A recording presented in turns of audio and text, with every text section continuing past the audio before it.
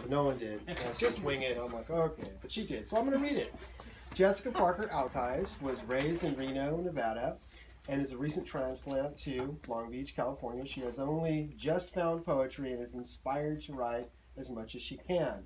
She works in a hospital and finds her best words come from what she sees there. Now, great bio. I'm just going to transition just a little bit to talk a little bit about Jessica. And so I had her in English 26, which is the poetry class right before English 50A, and I saw her kind of swing from, let's just say, really, mediocre poetry, I have to say. Like, the first poem was, typical poem that you would get in 26, a lot of emotion and, moving towards imagery, but then quickly moving, like, she went from that poem to solid imagery and voice, and then by the third poem, I think it was her ode, she just knocked it out of the park, and I was just like, she has got it.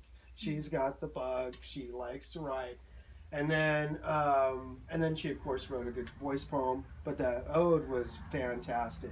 And then I didn't see her. She did well. She did great in the class, and I didn't see her over summer. And then I saw her. All of a sudden, her work just took to a whole another level. And the first poem was mind-blowing poem.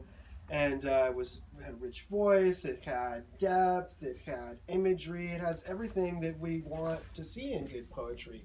And it was publishable, I was just kind of blown away. Right away I was saying, send these poems out.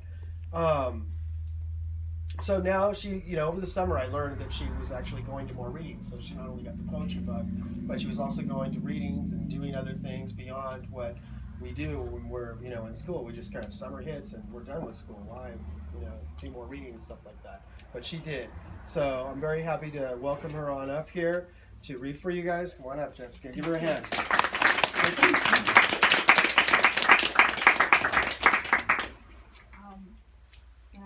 Like my bio said, I work in a hospital, and these poems are from what I've seen there. This first poem is a how-to poem, which I think I've learned it's the time where you should be didactic in your poetry, and it's called How to Ride in an Elevator with a Dead Patient. When the elevator opens on floor 5, he'll already be in there. Step around him and flatten yourself against the wall. Suck in a deep breath and hold it. He may not release an odor, but why take a chance? As the elevator pauses at floor 4 and the door opens, don't mind the person waiting for a ride who waves you off to say they'll take the next one. They've been where you are.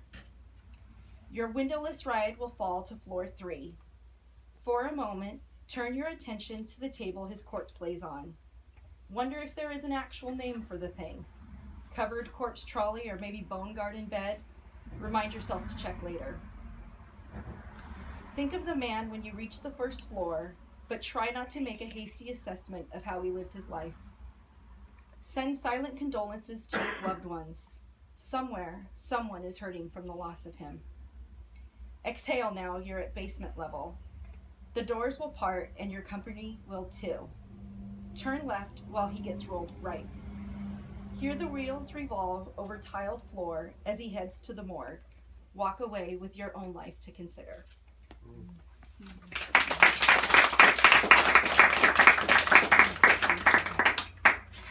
This one is another kind of a bummer one, but it's life, and it's what's happening, and I call it legacy. When you swallow a fatal fusion of fentanyl-laced OxyContin, you'll suffer a stroke and be declared brain dead. When you shoot a speedball of coke and black tar, your heart will stop at once and only start again when compressed under a saving hand. When the synergy of taking benzos with booze slows your breathing to a place where oxygen no longer reaches your gray matter, you'll lapse into a coma with no chance of reversal. When there is no longer hope for you, we'll ask for what's left of your viable organs to save others. When the decision has been made, we'll prepare you for harvest. When your recipient is informed, he will sob with relief. Not carrying your liver is like the penultimate slice of bread in the loaf, a little too hard to make a decent sandwich.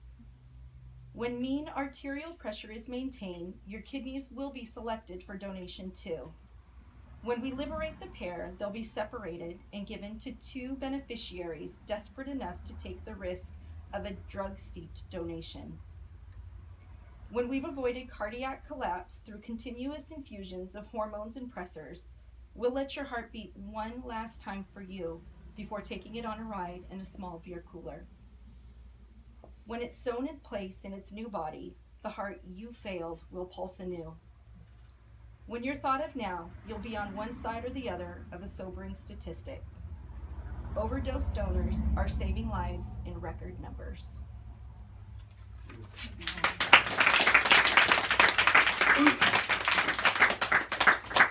And this one is my last one, and it's sweet, I think, and it's inspired by my mom, and I call it Mother-Daughter Moment.